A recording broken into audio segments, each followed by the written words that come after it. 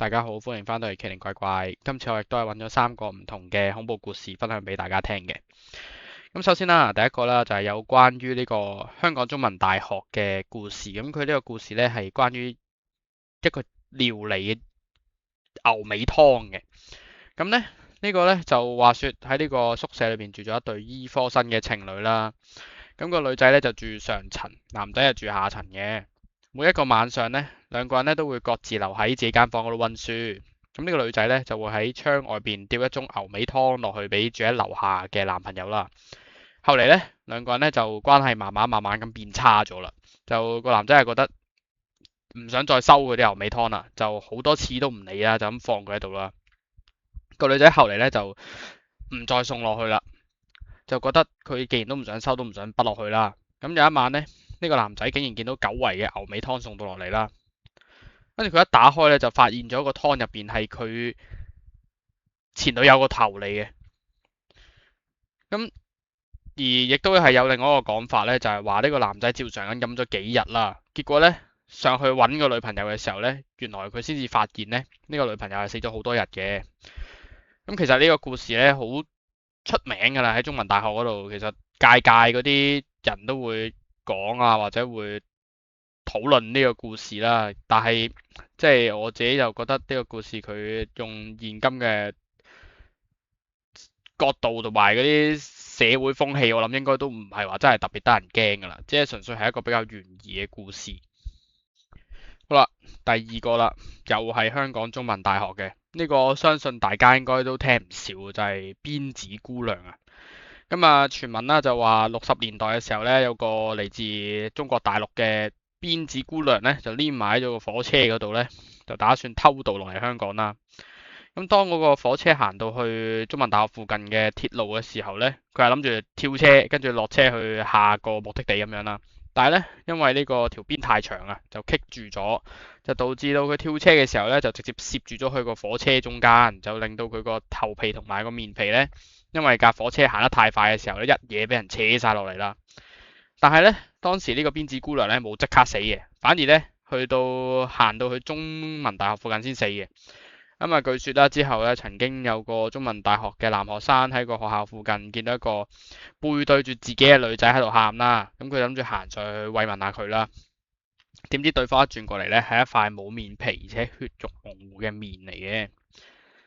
咁呢個故事我相信都真係好多人都知㗎啦，喺香港呢個都係一個比較出名嘅都市傳說。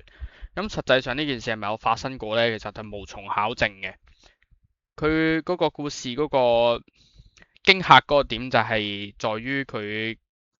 60年代嘅時候比較多呢一類型嘅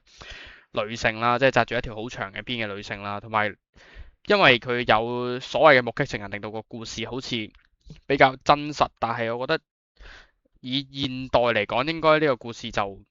係話真係好得人驚嘅。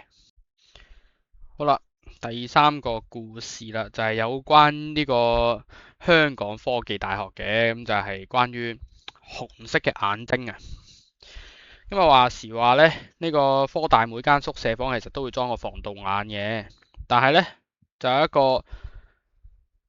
房嘅防盜眼呢，喺裝嘅時候呢，就唔小心就將佢倒轉咗嚟裝，即係變相就係變咗外邊可以睇到房入邊。咁聽講咧，就有個男同學屎忽痕啦，咁就發現咗呢件事啦。而且佢亦都知道自己中意嘅嗰個女仔就住喺呢間房，所以咧佢成日周不時咧都會走去偷睇嘅。點知有一日咧，呢個男同學喺嗰個防盜眼嗰度望過去咧，就咩都睇唔到，就睇到一片紅色。咁佢就以為咧有人知道咗個防盜眼個秘密啦，就喺個房門後邊掛咗個紅色嘅物件卡住啦。咁然後咧，佢就聽唔到入邊有任何嘅聲，然之後咧佢就開始有啲擔心，就喺度敲門啦。一敲門又冇人應，佢就叫埋保安上嚟一齊推門啦。然後咧佢哋一齊推門開入去嘅時候咧，就發現呢個女仔咧其實原來已經吊頸死咗噶啦，自殺死咗噶啦。咁最可怕係咧，佢嗰對紅色嘅眼咧就正正係對住咗個防盜眼，即係話呢個男仔其實望到嘅紅色就係佢隻眼嚟嘅。咁首先啦，呢個故事我覺得就係一個比較典型嘅鬼故構造啦。咁佢嗰個賣點就係在於佢望到嘅嗰樣嘢，佢唔肯定係啲咩，然之後最後發覺到嗰樣嘢嘅恐怖。但係我認為呢，佢呢個故事嗰個有趣嘅地方就係佢其實係有唔同嘅版本，唔只得呢一個嘅，其實有好多唔同喺網上面大大小小嗰啲版本喺網上面流傳啦。咁我覺得佢嗰個構造因為簡單啊，所以令到好多人都可以聽完就會可能有少少頭皮發麻嘅感覺。但係我覺得就未去到話真係好恐怖嘅。